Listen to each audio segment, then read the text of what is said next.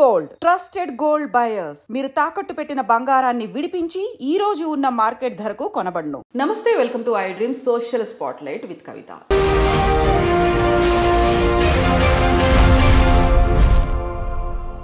దాదాపు 500 ఏళ్లకు పైగా చరిత్ర ఉన్నటువంటి చిలుకూరు దేవాలయం మీద సడన్ గా ఒక చర్చ మొదలైంది. అది కూడా రామరాజ్యం ఆర్మీ చీఫ్ వీరరాఘవరెడ్డి తన గ్యాంగ్తో ఆలయ అర్చకుడు రంగరాజన్ మీద దాడి చేసిన తర్వాత డిఫరెంట్ ఎపిసోడ్స్ అనేవి కనిపిస్తున్నాయి. ఇప్పుడు సడన్గా మేమే హక్కుదారులం అంటూ గుణాల ఫ్యామిలీ కూడా బయటకు వచ్చింది. అయితే ఎందుకని చిలుకూరు దేవాలయం ఎండోమెంట్ పరిధిలోకి రావట్లేదు? నిజంగా దేవాలయానికి దేవుడికి హక్కుదారులు ఎవరుంటారు? ఎవరికి దేవాలయాలు చెందుతాయి? ఎక్స్క్లూజివ్గా మనం మాట్లాడబోతున్నాము. మనతో పాటుగా ఒక విశిష్ట అతిథి ఉన్నారు, రిటైర్డ్ ఐవైఆర్ కృష్ణారావు గారు. సార్ నమస్కారం. సార్ నమస్కారం అండి. యూజువల్గా కృష్ణారావు గారు ఈ మధ్యన ఇంటర్వ్యూలు ఎవరికి ఇవ్వట్లేదు. చాలా రిక్వెస్ట్ చేసిన తర్వాత ఎక్స్క్లూజివ్గా చిలుకూరు దేవాలయం గురించి మాట్లాడుకుందామని కృష్ణారావు గారి దగ్గరకు వచ్చాము.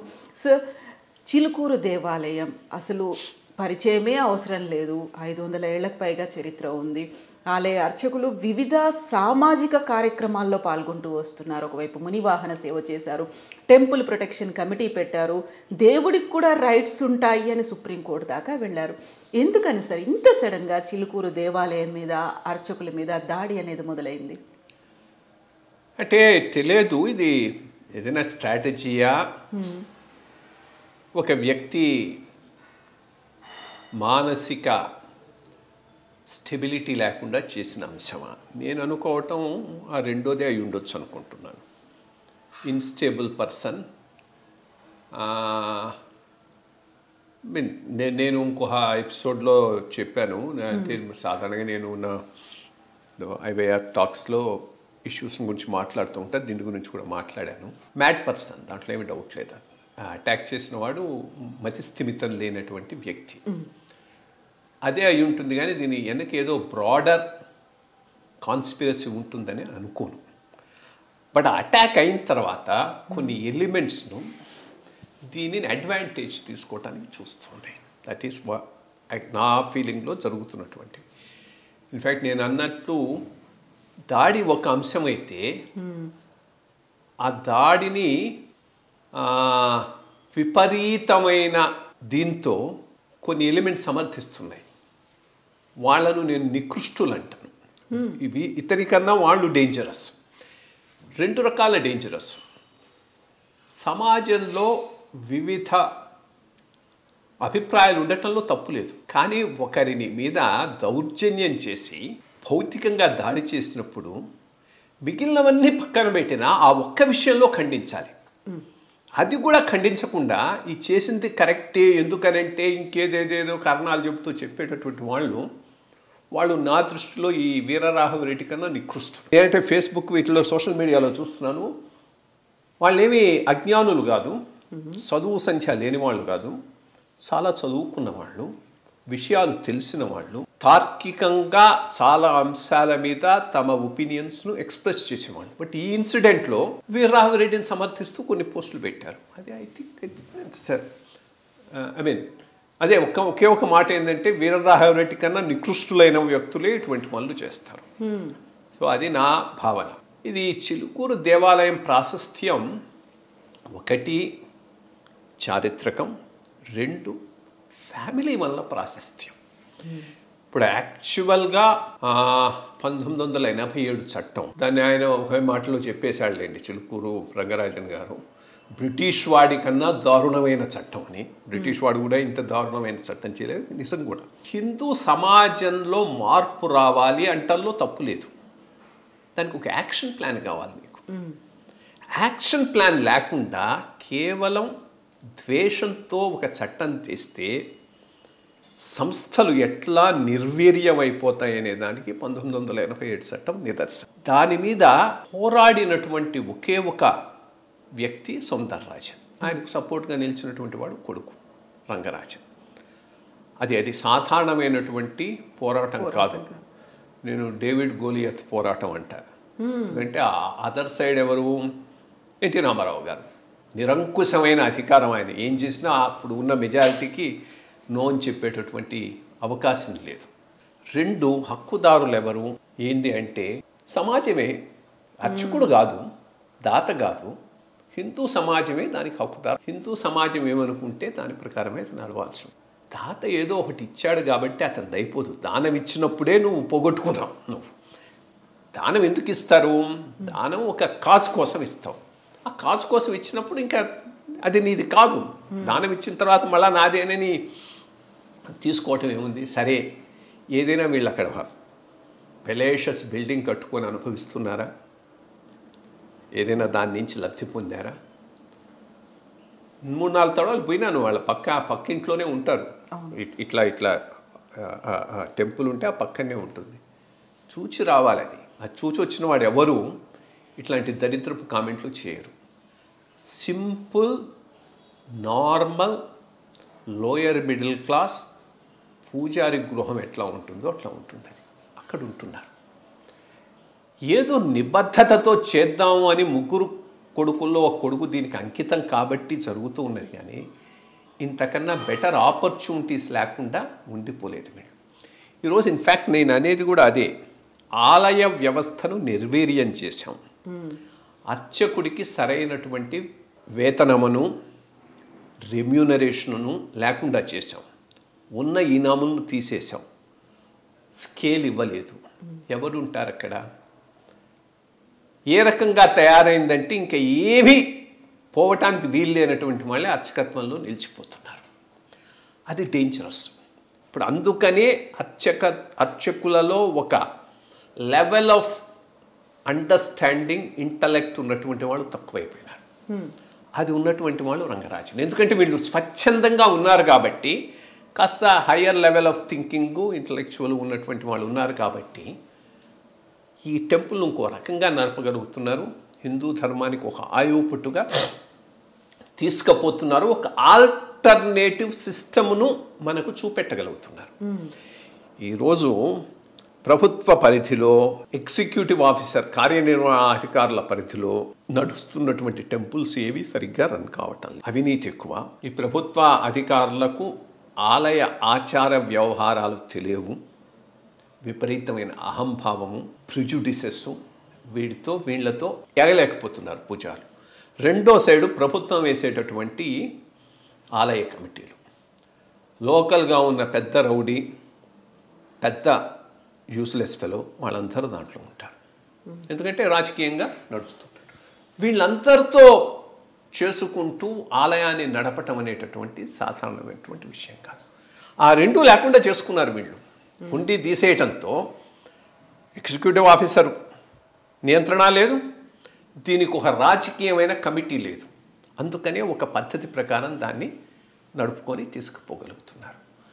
అంత చక్కగా ఒక ఆల్టర్నేటివ్ చూపెట్టినటువంటి ఫ్యామిలీని చక్కగా రన్ చేయటం. రెండోది లిబరల్ మైండెడ్ పీపుల్. మునివాహన సేవ ఇది చేయటం అంటే చాలా అంశాల్లో వాళ్ళతో నేను ఇంటరాక్ట్ అయినాను. అందుకని అంటే వారసత్వ హక్కులు, హెరిడిటరీ రైట్స్ తిరుమల తిరుపతి దేవస్థానంలో ఉన్న అర్చకులకు కూడా ఉండాలి అనే పాయింట్ మీద ఫైట్ చేస్తున్నప్పుడే సౌందరరాజన్ నాతో అన్నాడు 2-3 సార్లు, ఎట్లాంటి వాళ్ళండి వీళ్ళు, వీళ్ళ కోసం మనం ఇంత చేయాలా, వీళ్ళు దే డోంట్ డిజర్వ్ ఇట్ అని. But as a principle fight చేస్తున్నాం కానీ అక్కడ ఉన్న వాళ్ళు అంతా డిజర్వింగ్ పీపుల్ కాదు. అది ఆయన individual opinion which I agree with him absolutely. Because ఒక పాయింట్ మీద ఫైటింగే కానీ ఆ నలుగురు డిజర్వింగ్ అనే విషయం మీద క్వశ్చన్ మార్క్ ఆయనకు ఉండింది, నాకు ఉంటుంది. రెండోది మొన్న నాతో ఆయన రంగరాజన్ గారితో చేసిన చర్చలోనే ఒక అంశం వస్తే చాలా చక్కగా చెప్పాడు. ఇప్పుడు కుమరవల్లి మల్లన్న టెంపుల్, కుమరవల్లి మల్లన్న టెంపుల్కు ఒక ప్రత్యేకమైన ఆచార వ్యవహారము చేసే విధానము ఉంది. ఒక ఈవో పోయి దాంట్లో ఇంటర్ఫియర్ గాను ప్రయత్నించాడు, దాన్ని నేను వారించానన్నాడు, విచ్ ఇస్ కరెక్ట్. చారిత్రకంగా మనకు వచ్చినటువంటి వారసత్వాలు ఈ దేవాలయాలు. ఏ దేవాలయంలో ఏ రకమైనటువంటి సంప్రదాయం ఉంటే అదే కొనసాగించాలి. అది వైదికం కాకపోయినా ఈయన వైదికం కోసంగా ప్రచారం చేయటం లేదు. ఆ అవైదికమైనటువంటి ఆచార వ్యవహారం ఆ టెంపుల్కి యూనిక్ కాబట్టి అదే కంటిన్యూ కావాలని మాట్లాడే వ్యక్తి రంగరాజన్. సో అది అది అది ఎప్పుడు వస్తుంది నీకు ఓవరాల్ ఇష్యూ మీద ఒక చక్కటి అవగాహన ఉన్నప్పుడే వస్తుంది. సోషల్ ఇవిల్స్ అయినవి లైక్ జంతు బలులు, దేవదాసి సిస్టము, వీటికి తాగులేదు. బట్ అదర్ దాన్ దట్ యునిక్గా ఏదైనా టెంపుల్లో ఏ ఆచార వ్యవహారం జరుగుతూ ఉంటే అదే కొనసాగాలి అనేది ఆయన దృఢమైన అభిమతం. ఇంత liberal minded, open minded, Hindu సమాజం మీద అవగాహన ఉన్న వ్యక్తి, ఆచార వ్యవహారాల మీద అవగాహన ఉన్నటువంటి వ్యక్తి, ఆలయం కేంద్రంగా హిందూ సమాజం బలపడాలన్నా వ్యాప్తి చెందాలన్నా ఎటువంటి విధానం ఉండాలి అనే దానికి ఒక మార్గం చూపినటువంటి ఫ్యామిలీ. దానిని ముందుకు తీసుకుపోవాల్సిన అవసరం ఉంది. వాళ్ళ మీద మేము హిందూ వాదులం అంటూ దాడులు చేసేవాళ్ళు ఒకటి పిచ్చివాడైనా ఉండాలి, పర్వర్ట్ అయినా ఉండాలి, దీనిని మించిన డిజైన్ ఏదైనా ఉండేనా. సార్, ఇప్పుడు ఎవరైతే రంగరాజన్ గారి మీద దాడి చేసినటువంటి వీరరాఘవరెడ్డి ఆ టైంలో ఒక వీడియో రిలీజ్ చేసిన దాంట్లో ఉన్నటువంటి మాటల్ని బట్టి చూస్తే ఇతర మతాల వాళ్ళే హిందూ మతం మీద దాడులు చేస్తున్నప్పుడు మీరు ఒక పూజారి అయ్యి ఉండి ఇతర మతాలకి సంబంధించి ఆ కార్యక్రమాలకి ఎందుకు వెళ్తారు, దీంతో పాటుగా ముస్లిం ఫ్యామిలీలకు కూడా మీరు హెల్ప్ చేస్తున్నారని ఒక స్టోరీని నేను కవర్ చేశాను సార్. రంగరాజన్ గారికి సంబంధించి రంజాన్ మాసంలో ఒక ముస్లిం ఫ్యామిలీకి వాళ్ళ ఇంట్లో ఉన్న ఒక ఎద్దు ఎలక్ట్రిక్యూట్ అయి చనిపోతే తన గోశాలలో ఉన్నటువంటి ఆ ఎద్దుని వాళ్ళకి ఇచ్చారు, వాళ్ళ కుటుంబ అవసరాల కోసం, జీవనోపాధి కోసం. దాన్ని కోట్ చేస్తూ అలాంటి ఫ్యామిలీలకి లేకుంటే వాళ్ళకి మీరు హెల్ప్ చేయాల్సినటువంటి అవసరం ఏముంది అని. పూజారులు అనేవాళ్ళు కేవలం అక్కడ ఉన్నటువంటి గుడిలో లేకుంటే దేవుడికో సేవ చేసుకుంటూ ఉండాలి తప్ప ఇతర కార్యక్రమాలు దేంట్లోనూ పార్టిసిపేట్ చేయొద్దా సార్? మానవత్వం అనేది ఒకటి ఉంటుంది. రెండు విషయాలు ఇక్కడ. వీరరాఘవరెడ్డికి కానీ ఇంకొక రెడ్డికి కానీ శర్మకి కానీ నాయుడుకి కానీ డిఫరెంట్ వ్యూ పాయింట్ ఉండటంలో తప్పు లేదు. దాన్ని నేనేమి కాదంటలేదు. అదే ఈ రంగరాజన్ గారి వ్యూ పాయింట్ కరెక్టా, వీరరాఘవరెడ్డి వ్యూ పాయింట్ కరెక్టా అనే దాంట్లోనికి నేను పోవటం లేదు. కానీ నీ వ్యూ పాయింట్ ఈయన మీద రుద్దటానికి భౌతికంగా దాడి చేస్తామంటే వాడు పిచ్చోడే కదా. ఇప్పుడు పాయింట్ ఈస్, నీకు ఒక వ్యూ పాయింట్ ఉంది, అర్చకుడిగా నువ్వు ఇతర మతాల వాళ్ళ జోలికి పోకూడదు, వాళ్ళకు సహాయం చేయకూడదు అని అనుకుంటున్నావు. సరే, అది కరెక్టా కాదా అనేది నేను చెప్పటం లేదు. బట్ అది ఒక వ్యూ పాయింట్. ఆయనకి ఇంకో వ్యూ పాయింట్ ఉంది, కాస్త మచ్ బ్రాడర్ వ్యూ పాయింట్. ఆ బ్రాడర్ వ్యూ పాయింట్లో కూడా తప్పు లేదు. ఎందుకనంటే ఆయనతో నేను చెప్పిన విషయంలో కూడా వాళ్ళు ఆ టెంపుల్ వరకు ముఠావాలీస్. ఇప్పుడు నైజాం టైంలో ముఠావాలి 1933లో ఇచ్చిన ఈనాం ఉన్నది. ఈనాం సిస్టమ్ అప్పట్లో వీటికి కూడా టెంపుల్స్ కూడా కొన్నిటికి అమలు చేసినట్టున్నారు. అదొక సింక్రటిక్ కల్చర్ ఒకటి ఉన్నది, మనం పూర్తిగా పక్కన పెట్టలేని సింక్రటిక్ కల్చరు దక్కన్లో ఉన్నది. అది కరెక్టా కాదా? కాదు. నా దృష్టిలో అది ఒక లెవెల్లో ఆగిపోయింది, ఇంకో సైడ్కి వచ్చేసింది. రజాకర్లు, నిజాము టువర్డ్స్ ది ఎండ్ చాలా మారిపోయినారు. సో ఈ పరిస్థితిలో ఆ సింక్రటిక్ కల్చర్ ఎక్కడ ఆగిపోయింది, దాన్ని మళ్ళీ రివైవ్ చేయాలంటే వాళ్ళు కూడా అంత లిబరల్గా ముందుకు వస్తున్నారా? సో ఇవన్నీ ఇష్యూస్, దీని మీద డిస్కషన్ జరగవచ్చు, తప్పులేదు. నేనేమి దీని మీద రంగరాజన్ గారి విధానం కరెక్ట్ అని కానీ, వీరరాఘవరెడ్డి కానీ ఇంకోటి విధానం తప్పని కానీ నేను అన్ను. దాని మీద డిస్కషన్ జరగవచ్చు, వ్యూ పాయింట్స్ ఎమర్జ్ కావచ్చు, ఏదో ఒక కాన్సెన్సస్ రావు. కానీ అది ఒకరి మీద దౌర్జన్యం చేయడానికి బేస్ కావటానికి వీలు లేదు. ఆ దౌర్జన్యాన్ని సమర్థిస్తున్నటువంటి వాళ్ళు తప్పకుండా నికృష్టులు. అది నా పాయింట్. సో ఇప్పుడు రామరాజ్యం ఆర్మీ ఇక్ష్వాకు వంశస్థులు ఎవరు, ఆ గోత్రం తెలుసా, ప్రవర తెలుసా, వచ్చిన వాళ్ళ భక్తులందరినీ అడుగుతున్నారా రామరాజ్యం కోసం మీ గుడిని మాకు రాసిచ్చేసేయండి, మీరు తప్పుకోండి, మేము చేపడతాము, ఇలాంటి వ్యాఖ్యలన్నింటినీ ఎట్లా చూస్తున్నారు సార్? రామరాజ్యం ఏంటి అసలు? చెప్పాను కదా, పిచ్చి పట్టిన వాడికి ఎట్లా డీల్ చేయాలి. ఇప్పుడు ఎగ్జాక్ట్లీ అదే పరిస్థితి. రామరాజ్యం లేదు, ఇక్ష్వాకు వంశము లేదు. అక్కడ బేసిక్గా ఉన్నది పిచ్చి పట్టిన ఉన్మాదం. ఒక మాటలో చెప్పాలంటే అది ఉన్మాది వ్యాఖ్యలే అవి. బట్ దానిని సమర్థిస్తున్న వాళ్ళను కూడా మనం ఒక కంట కనిపెడుతూ ఉండాలి. బికాస్ ఆ ఎలిమెంట్స్ ఈ ఎలిమెంట్ కన్నా డేంజరస్ ఎలిమెంట్స్ నా దృష్టిలో. సో మనం హిందుత్వం, హిందూ ధర్మం వీటన్నిటి గురించి మాట్లాడుకుంటున్నప్పుడు ఇంకొక విమర్శ కూడా వినిపిస్తుంది. సడన్గా వచ్చేటువంటి ఇంకొక వాదన కూడా, హిందుత్వంలో అస్పృశ్యత అనేది ఉంది, ఇప్పటికీ వివక్ష కొనసాగుతుంది, అంటరాని వాళ్ళు, దళితులు వీళ్ళందరినీ మీరు హక్కును చేర్చుకున్నారా అనే మాట. ఈ వాదనలన్నీ సడన్గా మళ్ళీ పాపపై పైన కనిపిస్తున్నాయి సార్. ఎటువంటి అజెండా ఉండాలి హిందుత్వాన్ని ముందుకు తీసుకుపోవాలంటే? గుడిని, అర్చకుణ్ణి కేంద్రంగా చేసుకొని హిందూ మత పరిరక్షణకు, వ్యాప్తికి ఒక కార్యాచరణ రూపొందించుకొని ముందుకు తీసుకుపోవాల్సిన అవసరం ఉంది. దానికి కేంద్రం బిందువైన అర్చకుణ్ణే ఒక వర్గ శత్రువుగా చూపెడుతూ ఉన్న వీళ్ళే బూర్జువా కాదు, వీళ్ళకేం వేల వేల ఎకరాలు లేవు, పెద్ద ఇది లేదు, వాడి కడుపు కొట్టి వాడికున్న కొద్ది భుక్తి ఎవరిచ్చారు, ఈరోజు ఇచ్చినవి కావు, ఎప్పుడో తరతరాల క్రితం ఆ ఆలయాన్ని ఏర్పాటు చేసినప్పుడు ఆలయాన్ని ఏర్పాటు చేసిన జమీందారో, ఆ గ్రామంలో ఉన్న పెద్ద రైతులో, రాజులో ఈ టెంపుల్, ఈ ఆలయం నిరంతరంగా సాగాలి అంటే, ధూప దీప నైవేద్యాలు సక్రమంగా జరగాలి అంటే దీనికి కొంత ఆదాయం కావాలి. ఆదాయం కోసంగా కొన్ని ఈనాములు ఇచ్చారు, సర్వీస్ ఈనాములు, దేవుడి మాన్యాలు. అవి ఎవరికి ఇచ్చారు? అందరికీ ఇచ్చారు. ఎక్కువే అర్చకుడికి ఇచ్చి ఉండొచ్చు, అర్చకుడికి ఇచ్చారు. అక్కడ చుట్టూ పరిశుభ్రం అది చేసేటువంటి శాఖలకి ఇచ్చారు, కాగడ కట్టుకొని పోయేవాడికి హోమాన్యం ఉంది, అందరికీ ఉన్నాయి. సరే, అవి తీసేశారు. తీసేసిన తర్వాత ఈ అర్చకుడికి ఏదో ఒక భుక్తి చూపెట్టాలి కదా, దానికి ఏమి విధానం లేదు. అది బాయా ఇది బాయా నువ్వు వండి చేసుకోమంటే ఎవరు చేసుకుంటాడు? సో దానివలన అర్చకులుగా ఉండేటటువంటి వాళ్ళే లేకుండా పోతున్నారు. రెండోది, అక్కడనే నేను ఇప్పుడు బై చాయిస్ అర్చకుడుగా ఉంటే ఆ లెవెల్ ఆఫ్ ఇంటలెక్టు, ఆ లెవెల్ ఆఫ్ అండర్స్టాండింగు రంగరాజన్ లాగా ఉంటుంది. బై చాయిస్ కాకుండా బై నెసెసిటీ ఉంటే గ్రామాల్లో ఉన్న అర్చకుల్లాగా ఉంటుంది. ఏమీ తెలియదు, మినిమం కూడా తెలియదు. అటువంటి బలోపేతం చేసే విధానాన్ని తీసుకొచ్చి అర్చకుణ్ణి ఆర్థికంగా ఆదుకొని అప్పుడు అతనికి ఒక బాధ్యత ఇవ్వండి, సోషల్ అవుట్ రీచ్ బాధ్యత. అది అక్కడ ఇప్పుడు అది నిజం. అస్పృశ్యత, మనం హిందూ మతం ఇవాల్వ్ అయిన విధానంలో చాలా లోపాలు ఉన్నాయి, కాదంటలేదు.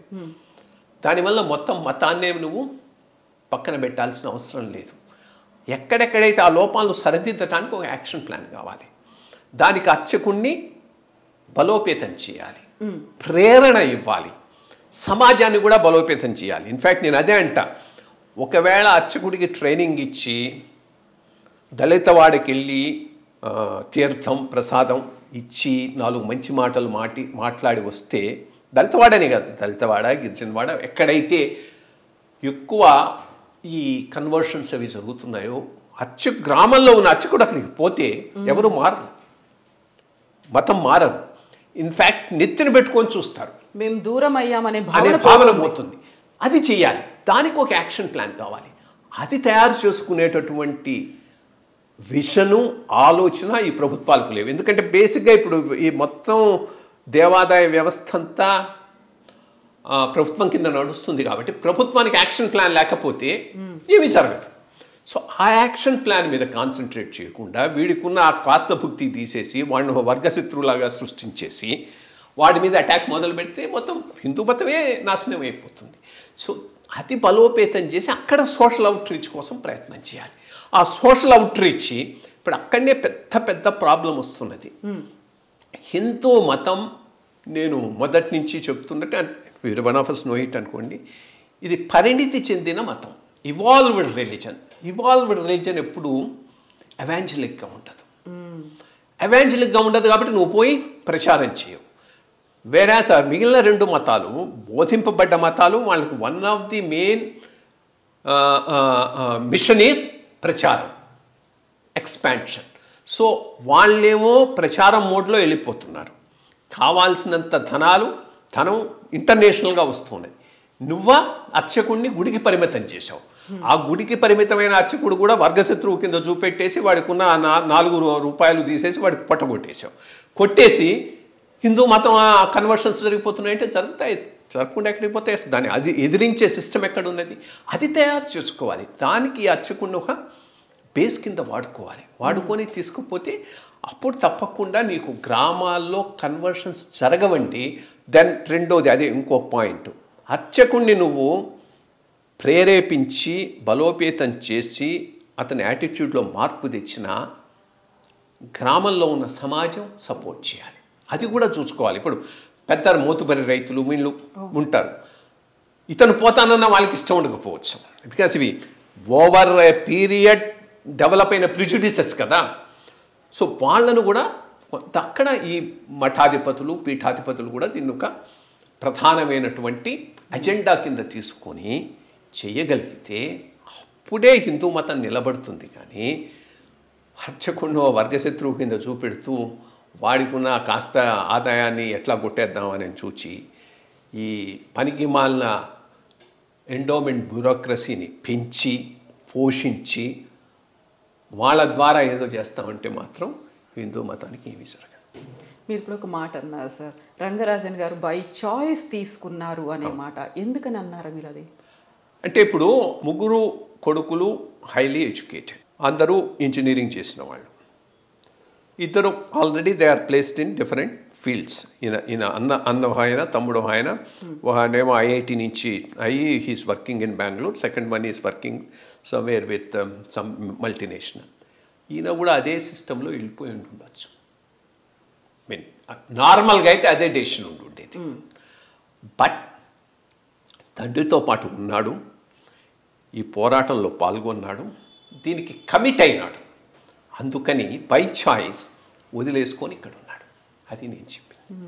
కాకపోతే సార్ ఇప్పుడు వస్తున్నటువంటి సరికొత్త వాదన, ఆ దేవాలయానికి అసలైనటువంటి హక్కుదారులం మేమే అనే మాట గుణాల ఫ్యామిలీ నుంచి వచ్చింది. ప్రెస్ మీట్స్ పెడుతున్నారు వాళ్ళు. ఆ దేవాలయం దేవుడు మాకే చెందుతాడు, వంశపారంపర్యంగా అనువంశికంగా మీది కాదు అనే మాట. ఈ వాదన ఎందుకని వచ్చింది సార్ ఇప్పుడు తెర మీద? ఫస్ట్ ఆఫ్ ఆల్ ఎవరో ఒక జమీందారు ఒక ఆలయానికి కొంత దానం ఇచ్చాడు, దానంతో అయిపోతుంది కదా. జమీందారు ఆ ఆలయం నాదేనని క్లెయిమ్ చేసుకోడు కదా. ఫస్ట్ పాయింట్ అది. నువ్వు దానం ఇచ్చినప్పుడే, దానం అంటే ఏంది, ఆపేక్ష లేకుండా ఇచ్చేదే దానం. వీళ్ళు ఇచ్చారో లేదో నాకు తెలియదు, ఆ రికార్డ్ నేను చూడలేదు, రికార్డ్ అది చూసుకోవాలి. ఇచ్చిన తర్వాత అది నీది ఎట్లా అవుతుంది, ఫస్ట్ పాయింట్. రెండోది అల్టిమేట్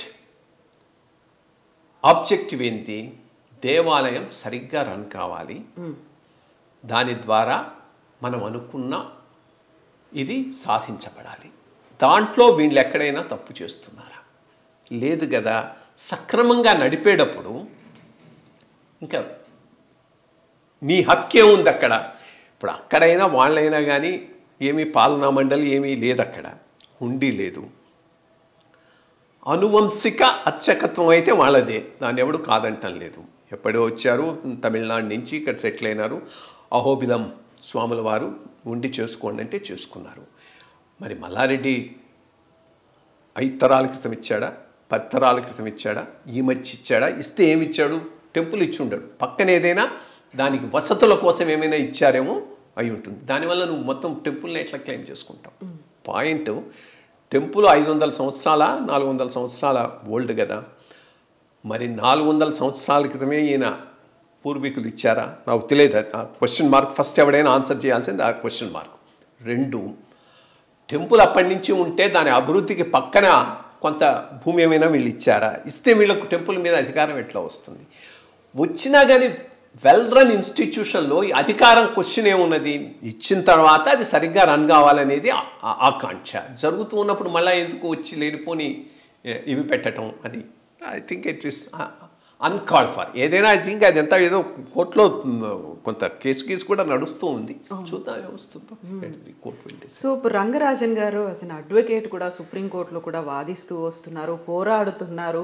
దేవాలయాల పరిరక్షణ ఉండాలి, ఎట్ ద సేమ్ టైం దేవుడికి కూడా కొన్ని హక్కులు ఉంటాయి, డైటీ రైట్స్ కోసం అని పోరాడుతున్నప్పుడు ఇప్పుడు చిలుకూరు మీద ఫోకస్ పెట్టాలా, మిగతా అన్నిటి మీద ఫోకస్ పెట్టాలంటారు? ఇది లీగల్గా ఒక పాయింట్ సెటిల్ అయితే అన్నిటికీ వర్తిస్తుంది.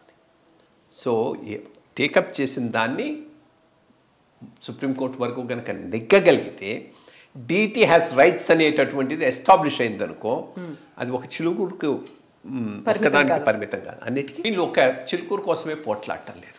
సౌందరరాజన్ గారి టైం నుంచి చిన్న దేవాలయాలు వాటి అస్తిత్వం 1987 చట్టం వల్ల దెబ్బతిన్నది.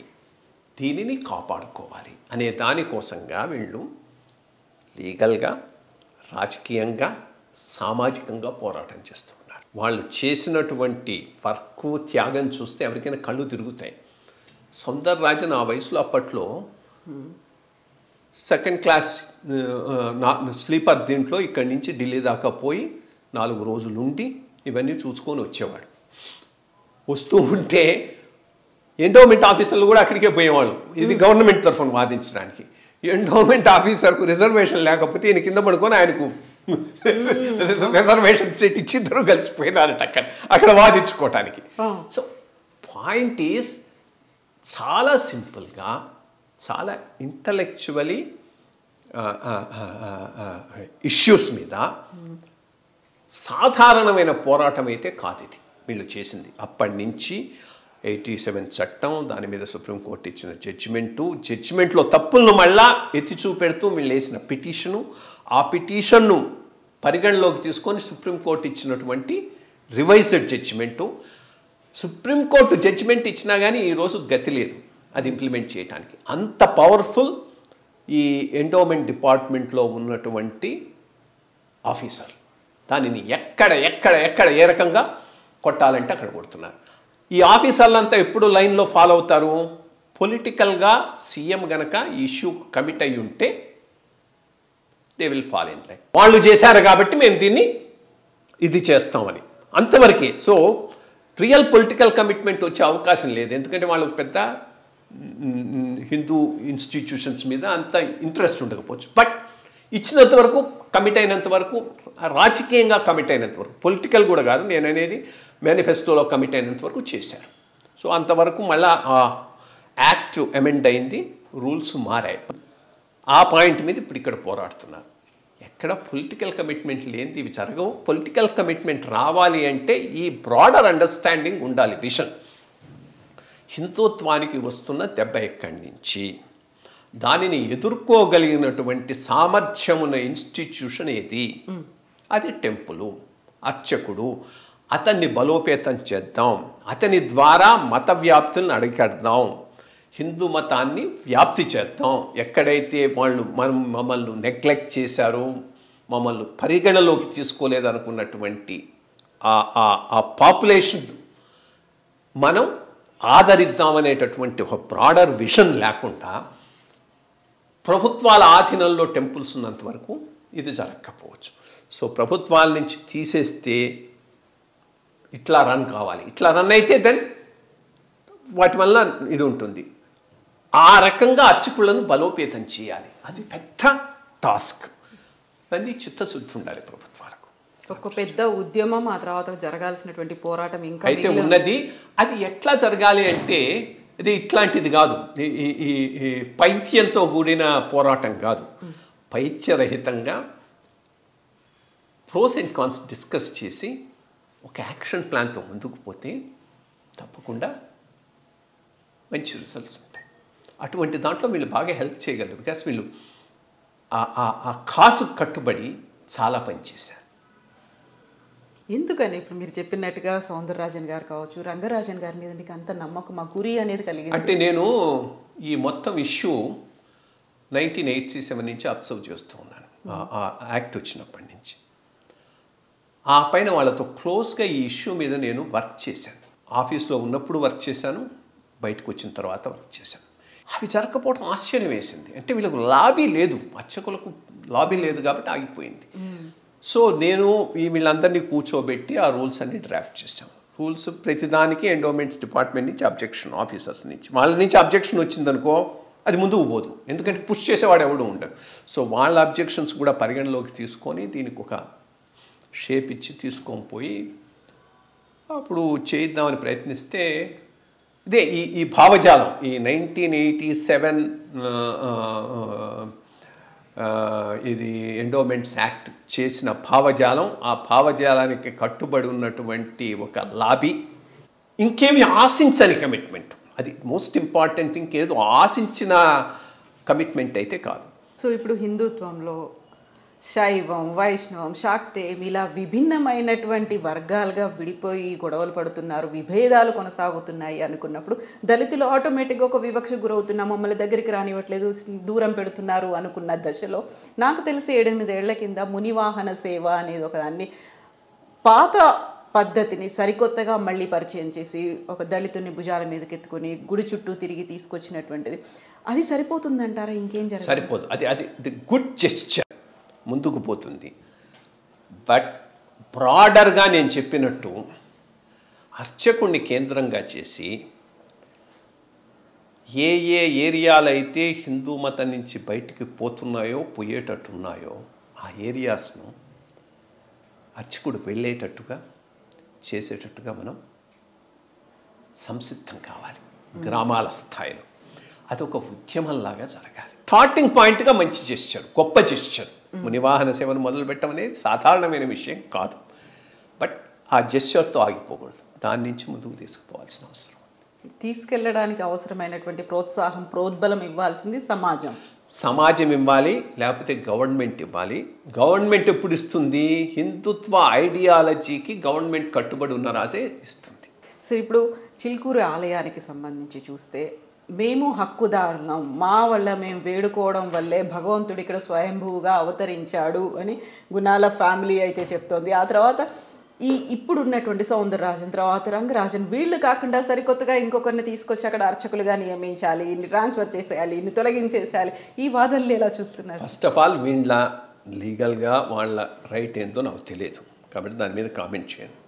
ఏదైనా దానం చేసినా, ఇందాక చేసినట్టు దానం చేసిన వాడు మళ్ళీ అది నాదని అంటాం సరికాదు. తొలగించడం అనేది అనువంశికంగా తరతరాలుగా వస్తున్న వాళ్ళని తొలగించడం అనేది అర్థం లేదు. ఇతని ప్రాపర్టీ అయితే కాదు కదా. ఏమన్నా కానీ ఆ గుణాలు కానీ ఎవరు కానీ ఏ టెంపుల్ ఎవరికి ప్రాపర్టీ కాదు. విధానం ఎట్లా ఉండేదంటే ఒరిజినల్గా అనువంశిక ధర్మకర్తలు, అనువంశిక అర్చకులు. 1987 చట్టం రెండింటినీ తీసేసింది. సరే, ఇప్పుడు మళ్ళీ హెరిడిటరీ అర్చకాస్ రైట్స్ రెస్టోర్ అయినాయి, 2 చోట్ల ఇదైంది. బట్ అనువంశిక ధర్మకర్తలు కూడా రెస్టోర్ అయినారని నాకు దాని మీద కొంత అవగాహన లేదు, చూసుకోవాలి. దాన్ని తర్వాత స్టడీ చేయండి, చెప్పలేము. అనువంశిక ఒకవేళ అనువంశిక ధర్మకర్తలు కనుక రెస్టోర్ అయి ఉంటే వాళ్ళు వచ్చేస్తారు. బట్ ధర్మకర్త అర్చకుడిని నియమించడు. పాయింట్ ధర్మకర్తే, అర్చకుడే, అనువంశపు అర్చకుడు అనువంశపు అర్చకుడే, అనువంశపు ధర్మకర్తే. సో ఇదేదో వాళ్ళ ప్రాపర్టీ అన్న రకంలో వాళ్ళు మాట్లాడటం మాత్రం సరికాదు. అది కరెక్ట్, లీగల్గా కరెక్ట్ కాదు, సమాజపరంగా కూడా కరెక్ట్ కాదు. దేవాలయాలు, దేవస్థానాలు, ట్రస్ట్ బోర్డులకి సంబంధించి గతంలో ఒక చర్చ అయ్యప్ప దేవాలయానికి సంబంధించి శబరిమలలో కనిపించింది, ఆ తర్వాత ట్రావెన్కోర్, ఇవన్నీ వచ్చాయి. ఇప్పుడు మళ్ళీ చిలుకూరుకు సంబంధించి దేశవ్యాప్తంగా ఒక ఉద్యమంలాగా రావాలి, దేవాలయ పరిరక్షణ జరగాలి, దేవుడికి కూడా హక్కులు ఉంటాయి అనే ఉద్యమాన్ని ముందుకు వెళ్ళాలి, దేవుడికి రైట్స్ ఉంటాయి అంటే ఏం జరగాలంటారు సార్? ప్రధానంగా ఇది దేశవ్యాప్తంగా జరగాల్సిన అవసరం కూడా లేదు, లోకల్గా జరిగితే చాలు. మన తెలంగాణ, మన ఆంధ్రాలో ఇది సపరేట్ ఉద్యమం కింద జరగాల్సిన అవసరం ఉంది. But at the same time రెండూ జరగాలి. ప్రభుత్వం నుంచి బయటికి రావాలి, బయటకు వచ్చిన తర్వాత వీటిని ఏ రకంగా నిర్వహించాలనే దాని మీద కూడా ఒక కార్యాచరణ రూపొందించుకుంటే తప్పకుండా ముందుకు పోవాలి. Thank you so much sir. ధన్యవాదాలు సార్. థ్యాంక్ యూ, మీ టైం మాకు ఇచ్చినందుకు. Thank you so much. నమస్కారం.